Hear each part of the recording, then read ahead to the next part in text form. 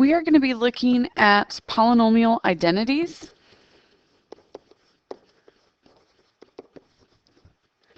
Polynomial identities are special cases in which we are factoring or multiplying like polynomials. With that being said, by our definition,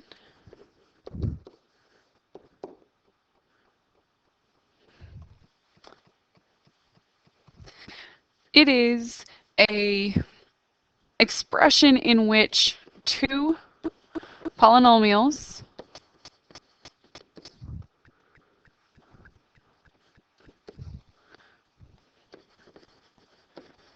can be transformed into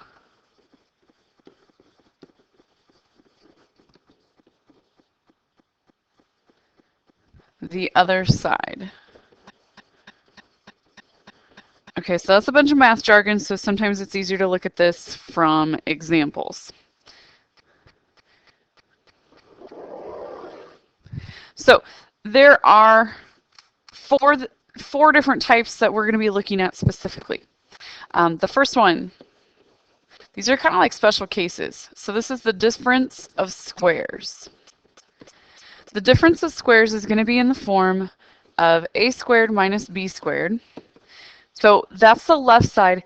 And basically what that identity is meaning, or that difference of squares is meaning, is that we're going to take this and factor it. But similar to when we were completing the square, how I could give you that special case of how you could jump to that factored form without having to do the AC method, that's where this difference of squares and these next couple ones are coming from. So anyway, a squared minus b squared equals a plus b times a minus b. Okay, so like I said, this is a special case where you don't need to use the AC factoring to jump to this in factored form. You can see that it's a special case. The next one is the square of a sum. So we are going to have, this one's almost easier to go factored form first. A plus b squared in factored form is going to result in a squared plus 2ab plus b squared. Now, if you have a minus b in parentheses squared, this is going to be the same, a similar setup, except that that a times b there is going to end up being a negative, which would result based on if your b is a negative or a positive number, is where we're getting that. So those are our squares. We have the difference of squares, or we have the sum, or the square of a sum. So now we're going to be looking at the difference of cubes.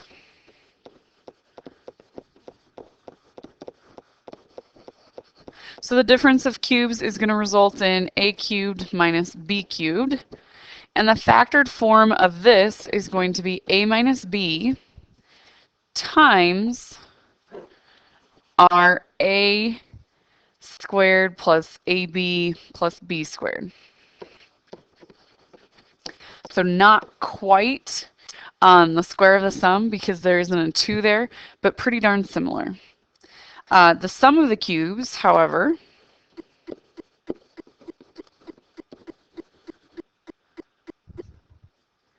we have a cubed plus b cubed, is going to result in similar, except for we're going to have some negatives and positives in different locations. We're going to have a plus b in the first parenthesis, and then the second one is going to be a squared minus ab plus b squared. So notice between the difference of cubes and the sum of cubes, they're pretty darn similar, except for the subtraction signs have switched. Here's why this is going to be beneficial. When we are multiplying, so for instance, if I were to have 2x minus 3y, and I want to square that. The reason why this is beneficial is because you don't have to list this twice and expand it using distribution. You could just jump to your special case of where this fits. So looking at this one, we technically have a square of a sum in which our a is going to be represented by 2x, and our b is going to be represented by that negative 3y. So from here, we can use that square of a sum, which is a squared plus 2ab plus b squared.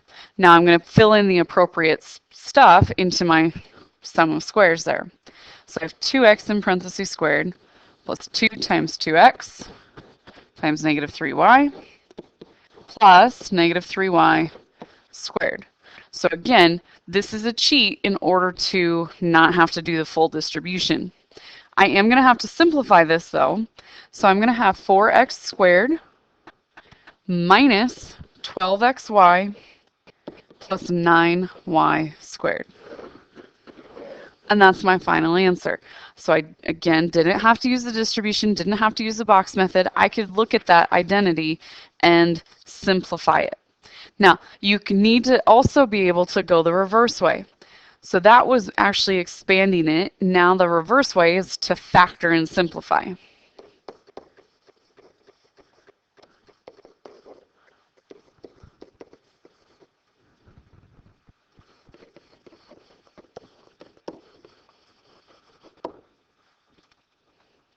So let's say that we have x to the 8th minus 9y to the 10.